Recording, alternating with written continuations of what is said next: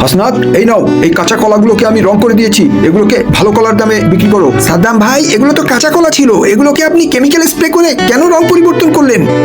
আরে সার্জিস, এই কেমিক্যাল যুক্ত কলা কি আমরা খাবো নাকি? তুমি এটা ভালো দামে বিক্রি করে দাও।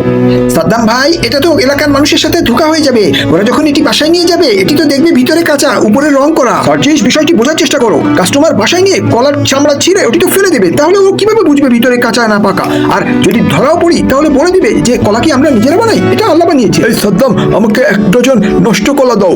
আঙ্কেল, সবাই তো ভালো কলা চায়, আপনি কেন খারাপ কলা খুঁজছেন? সাদ্দাম, বাবা, আমার কাছে পয়সা কম আছে, বাচ্চার শখও পূরণ হয়ে যাবে, খরচও কম হবে, এই জন্য। তুমি তো জানোই বাবা, স্বল্প আয়ে সবকিছু মিলাতে পারি না। ইউনুস আঙ্কেল, আপনি ভালো কলাই নিয়ে যান, খারাপের পয়সা দেন, কোনো সমস্যা নাই, চিন্তা করবেন না।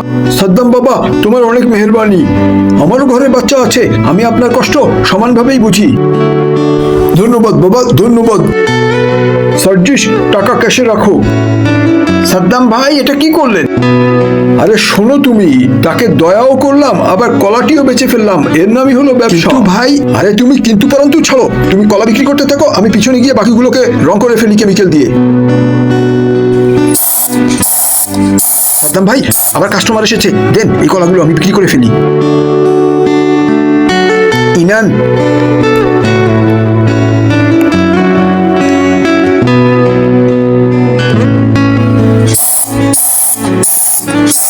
সাদ্দাম ভাই, কি করলেন? আপনি তো পুরো সবগুলো কলাই কালার করে ফেলেছেন কেমিক্যাল দিয়ে। আরে এগুলো আমার পাইকারি বাজারে খুব সস্তায় মিলেছে। সাদ্দাম ভাই, আপনি তো ব্যবসার নামই খারাপ করে ফেলবেন। আরে তুমি অপেক্ষা করো, দেখি। হ্যালো, আরে যে কলা আপনি পাঠিয়েছেন বাসায়, ওটি খেয়ে বাচ্চা অসুস্থ হয়ে পড়েছে, ওকে হসপিটালে নিতে হবে এখনই। কলা বাসায়? কে কলা পাঠিয়েছে? সাদ্দাম ভাই, আমি পাঠিয়েছি বাসায়। ইনান, এই কলা 1 ডজন বাসায় নিয়ে দাও, আর বলবে যে মহাজন পাঠিয়েছে।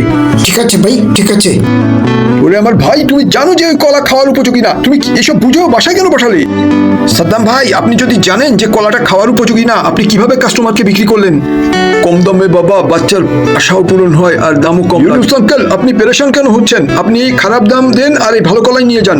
আরে এটা তো আমাদের খাওয়ার জন্য না। সাদ্দাম ভাই, একবার ভাবুন, শখ পূরণের জন্য ওই ভদ্রলোকের পয়সা কম ছিল, এখন সে চিকিৎসার টাকা কোথা থেকে পাবে? এজন্য কথায় বলে, কখনো কখনো বুঝে আসে না কিছু বিষয় যতক্ষণ নিজের গায়ে না আসে। আমাদের মেসেজটি পছন্দ হলে সবাইকে অবশ্যই শেয়ার করে দিবেন। ধন্যবাদ।